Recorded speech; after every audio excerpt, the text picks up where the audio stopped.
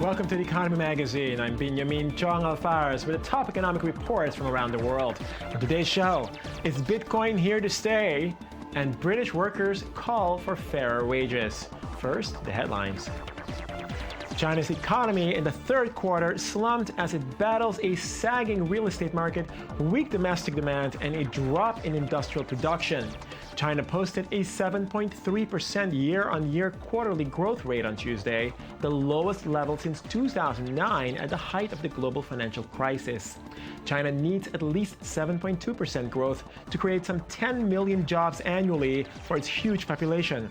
As growth has slowed, China has rolled out a series of targeted fiscal and monetary stimulus measures, including a $33 billion injection into the banking system. In this case, I would recommend not really relying more on their macro policy, especially on the monetary and fiscal side, because it's being done before, especially post the global financial crisis. It is now time for really deepening and doing the reform in a much faster way. Germany and France agreed to work towards a deal to boost investment and accelerate economic reforms to revive a stagnating Eurozone economy. German Finance Minister Wolfgang Schäuble said Europe's largest economies would put forward a joint paper in early December on strengthening investment. On Tuesday, the European Union's statistical agency reported that industrial production in the 18-country Eurozone declined 1.8% in August from July. Germany on Thursday cut its forecast of economic growth this year and next, while low inflation figures added to fears of broad-based price declines. I never asked anything of Germany because it's not up to France to demand something from Germany, just like Germany would not demand something from France regarding its budget. Everyone does what it needs to do.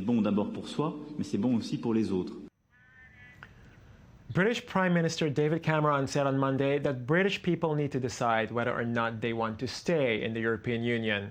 Cameron said at the heart of renegotiating its relationship with the EU, Britain needs to address its people's concerns about immigration. European Commission President José Manuel Barroso warned Cameron against seeking changes to the EU's freedom of movement rules, saying they were essential to the bloc's internal market. Nigel Farage, leader of the UK Independence Party, said Britain would be better off without the European Union and could become a large world player once again. On the world stage, Britain would get its seat back at the World Trade Organization. We'd be free to make our own deals with whomsoever we choose, and I'm rather struck that the Commonwealth would be an extremely good place to start. I think Britain will be a bigger player on the world stage than being represented by the European Union. The head of Europe's third largest oil company, Total, died late on Monday when a private jet he was traveling in crashed near Moscow. The deceased chief executive of French oil group Total, Christophe de Margerie, had been sympathetic to Russia and a defender of Total's interests in the region. Western sanctions in September halted Total's joint venture with Russia's Lukoil to explore shale oil in western Siberia. Russia's shale reserves are enormous, estimated by the U.S. Department of Energy at 75 billion barrels. Israel will supply Egyptian consumers with natural gas from its offshore Tamar reservoir for the next 7 years. The agreement reached with Egypt's Dolphinus Holdings is worth up to $700 million a year. The gas will be transported to Egypt through the same pipeline formerly used by Cairo to export gas to Israel and Jordan before Egypt in 2012 annulled the contract. For more than a decade, Israel relied on Egypt for roughly 40% of its gas needs, in line with an export accord signed in 2005. Last month, Israel and Jordan signed an agreement that makes Israel the Hashemite kingdom's biggest energy supplier for years to come. It represents 90% of the market for electronic currencies and comprises nearly $8 billion. Bitcoin continues to grow in influence, and with us today is Jonathan Rourache, the leader of Bits of Gold, a company which trades in Bitcoin, to clarify why Bitcoin matters. So how how does an electronic currency like Bitcoin function? I mean, considering its high level of volatility, it seems to behave more like a stock than a currency. Yes, so Bitcoin is a currency in the sense that you have those units travel across the Bitcoin system, much like the dollar travels across the SWIFT system. But fundamentally, Bitcoin should be looked more as the alternative for gold. It's gold 2.0. So what is it exactly that distinguishes Bitcoin from other virtual currencies? Bitcoin was the first. The invention of Bitcoin set forward a movement for decentralized currencies where the issuing of the currency is not regulated by governments. It was the first currency to do so. And what are the advantages of electronic money, so to speak, versus paper money? This specific trait, which is the issuing of Bitcoin does not depend on any single human decision, makes it the very first store of value that behaves like gold, but is much simpler and is adapted to the digital world and age. Okay, well, Bitcoin represents a mixture of innovation and finance, two areas that Israel thrives on.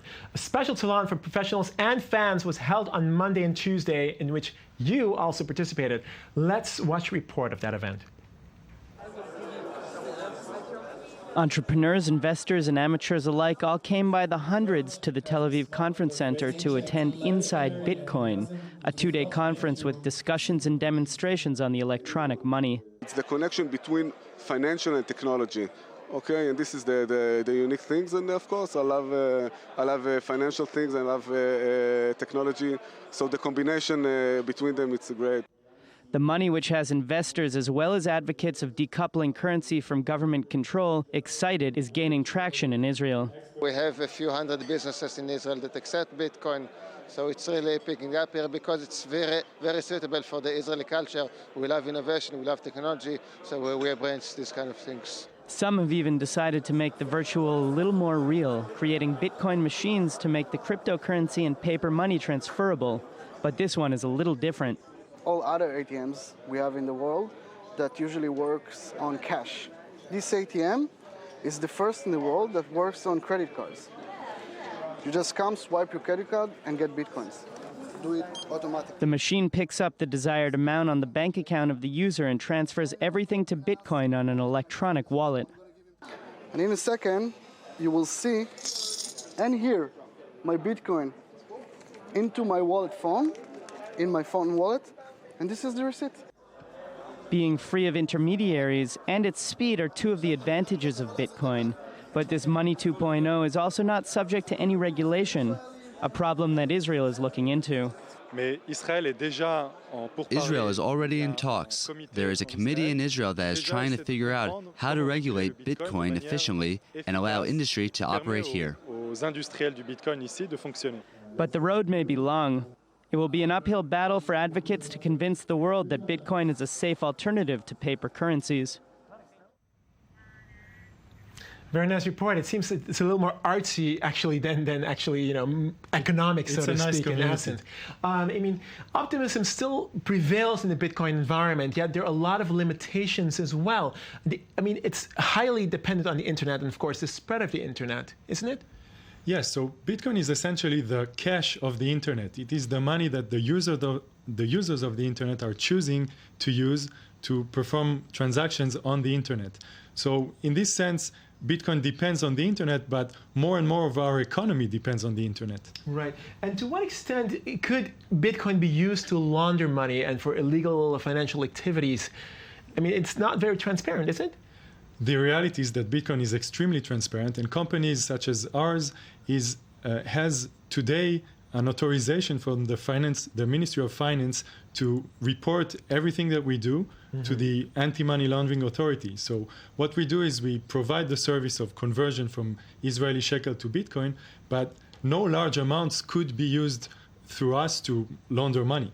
Okay, well, and then there's the other issue of the virtual money basically being so highly volatile. I mean, today it's about $380, I believe, and last December it was as much as $1,200. How do you deal with that? So today it's true that most prices are in dollars, and when you pay, you give the Bitcoin equivalent of the dollars. But you should look at this currency as a very young currency. This is if you look at it as a new asset class of store of value, this is more equivalent to gold than to a currency, but it has the additional property of being useful to pay, for a restaurant or for places on the internet.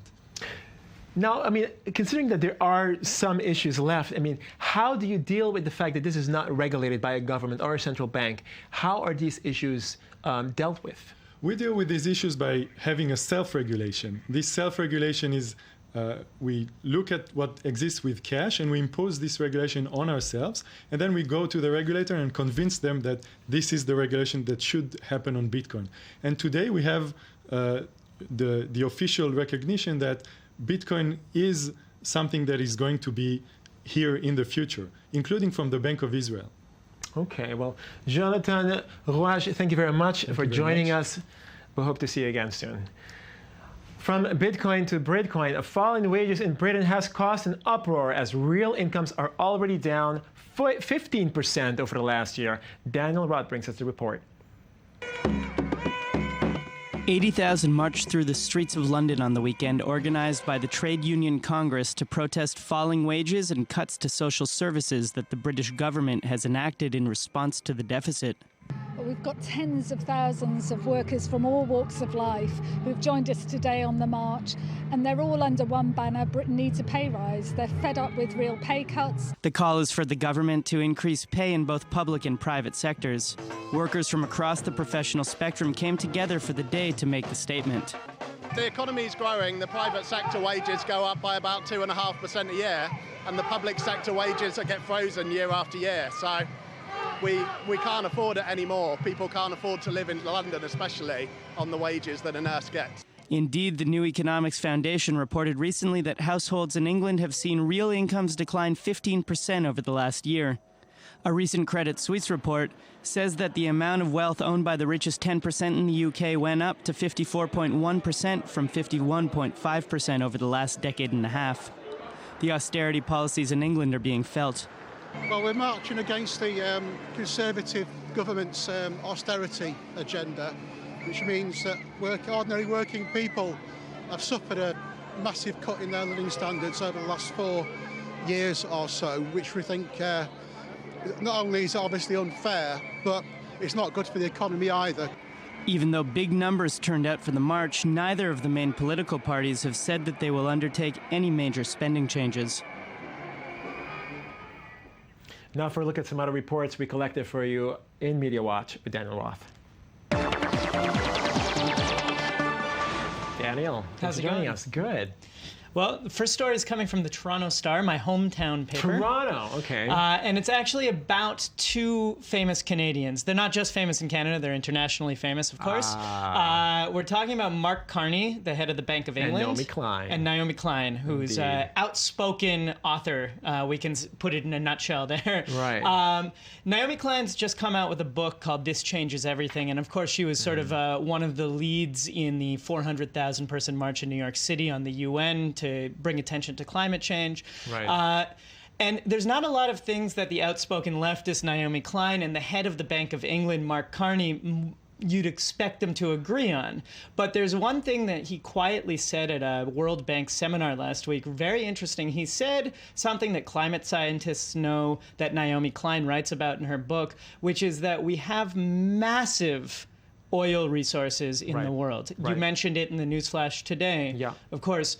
But if we use those resources, we are probably going to cause the end of our civilization, environmentally speaking. It means that we won't be able to live on this planet anymore. And this is something that the head of the Bank of England said out loud, albeit quietly, that that it's starting to become something that anyone from the heads of national banks to outspoken leftist authors and everyone in between is understanding. And this just kind of tells you now in 2014 where we're at, where an outspoken leftist and a head of a World Bank are saying the same thing. No, I have to interject here. I mean, obviously they're coming from very different perspectives, but at the same time they are both coming from very, very, come from the Western world, so to speak. They come from Canada, you come from England, from the EU if you want, for now. I mean, obviously, the majority of the world is not using the fossil fuels. It's really people in the West who are using the fossil fuels. So Absolutely. the main issue we're having here, essentially, the majority of people, they probably can't, have access to this, but we can continue using it, right? From a cynical perspective. Right. No, absolutely, and that's one of the major problems we're facing is how to think rather than a year ahead, 50 years ahead, 100 years ahead, right. and think about how to use resources evenly around the world. Well, I guess we're going to see how that pans out between Naomi Klein and, well, I guess the people that actually rule the world as we know it. Well, Daniel, thank you very much for joining us and giving us some more insight on climate change. That's a wrap for us at The Economy Magazine, your daily source for economic and financial reports at I-24 News. I'm Benjamin Chong-Faris. Thanks for joining us. Watch us again tomorrow.